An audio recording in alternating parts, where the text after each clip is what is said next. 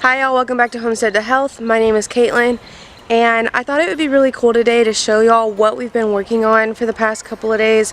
My husband and I have been really busy getting our property looking nice, and a lot of moving parts are just happening, and that's partly because it's just the season, getting things together.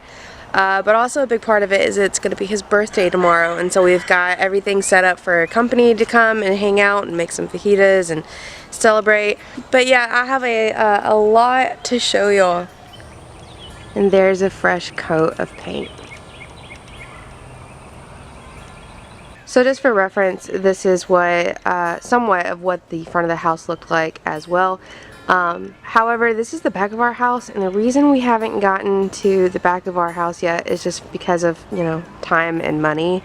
But the front of the house looks really nice. Now, you may notice if you've been watching a couple of our vlogs that this was really overgrown from this past winter's growth, especially this area over here. And I was not a fan, but we've cleaned it out, and a big reason why is because we're having some drainage issues underneath our bathroom that go right there, and so next month we're actually having to rip up our bathroom floor and get up underneath there, and so we wanted to make sure that we could access everything right here.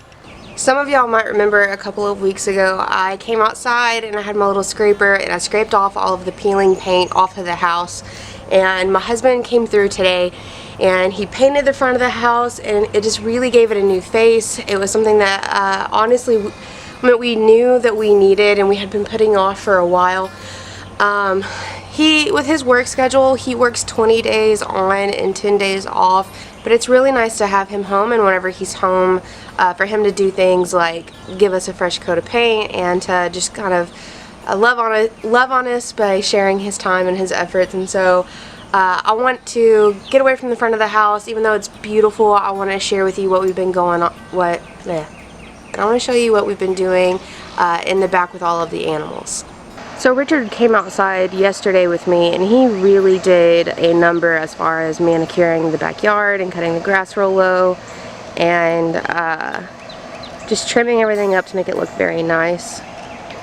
I'm usually a pretty good sucker for like medium to even long grass. I think that it looks more natural, and I think that it's just kind of better for all of the bugs and the critters, and I try to work in partnership with nature. That being said, I will fist fight a tick. I do not like ticks, and already they've just proven to be pretty bad this year. I've had to pick 2 or 3 off of my kids.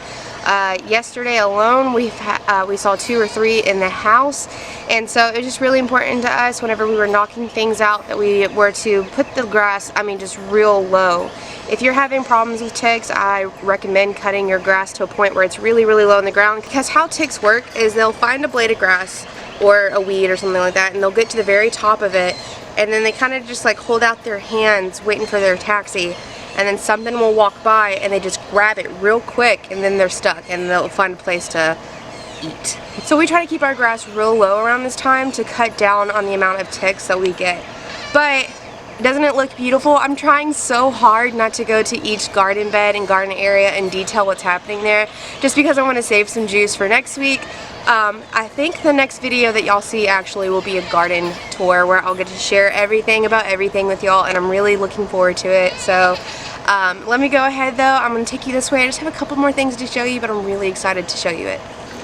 So on Mother's Day of all days, I had a hen go broody, and I let her sit on a clutch of eggs, and I have her in a dog kennel, and she seems to be doing well. Look at all my big babies. Hi, big babies. Hi, precious babies. Hi.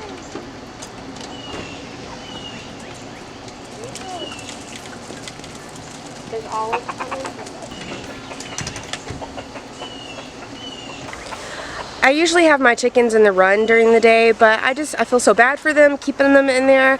I much preferred it whenever they free range. I miss their little personalities and their noises and stuff. And so for about an hour or two in the late afternoon and the evening time, I will let them come out here and let them poke around. But you probably saw that I had to shut the door after them. That's because we integrated our teenage egg babies into the flock, and we removed the blue lace red Wyandottes and put them with the American breast. Because our little teenage egg babies were fully feathered, it was time for them to go in with the normal flock. However, every single night I've been having to tuck them into bed and like toss them into the chicken coop. Even our boy Cluck Norris is in the coop and he's really happy, except for the fact that he wants ladies of his own, and our rooster Arnold is just not having any of that. Actually, because Arnold does not know how to share his ladies, Cluck Norris's brother Boris actually went to go live with a friend of mine. So Boris went to go live with a friend of mine. She came over a couple of days ago and she was interested in buying 3 of my layer hens, which I sold to her. I had to make room for the teenage eggers, but while she was here, I said, hey, you don't think that you want a really handsome, super suave, really friendly, silky chicken named Boris, do you? And she got to looking at him and we got to discussing about how sweet and stuff he was, and so, and you know what, it was just, and you know what, it was just extreme serendipity, because as we were packing up the hens for them to go, Boris just kind of came around the corner, very interested seeing what we were doing, and we were able just to basically scoop him up. And so it was just Dustin, and I messaged her the day after and she said that he is just loving it at her house because now he's got a flock of ladies all his own. Poor Boris, whenever he was here, that's all he wanted. He would like run outside of the fence all day long just trying to get at the ladies, and when I let them out in the afternoon, evening time, he would sprint to them, and with his little chubby chicken butt run, he would just run to him, and then Arnold would come out of nowhere and drop kick him back into next week. So, but this leads me to something else. This leads me to a new point. We had to move our teenage chickens in with the flock, and we moved our blue lace red Wyandotte babies in with the American breast because they're all about similar age. And so we had a spare tractor available, and what we did was we finally moved the baby bunnies.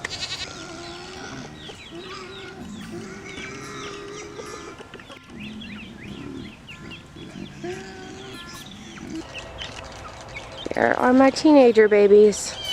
I'm careful not to let them out because I don't think they'd ever really come back.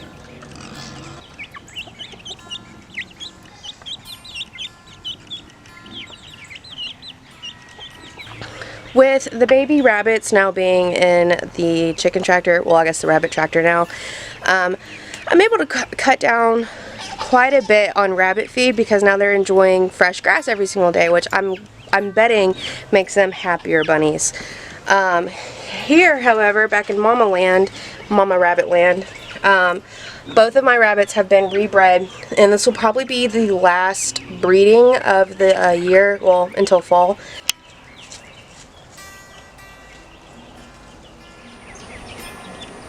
Did you ever hear the saying that if you see a herd of cows laying down and it looks clear in the sky, that you're going to be getting some rain soon? Which is apparently pretty true, since the weatherman also predicts that it's supposed to rain for most of this week, actually. So luckily I have a friend who very graciously offered to come help me weed my garden, and I don't know when we're going to time it because, like I said, it's supposed to get really rainy and gross. So whenever I do my garden tour this week, it might be kind of in the middle between storms and my weeds might be crazy, but that's life. C'est la vie.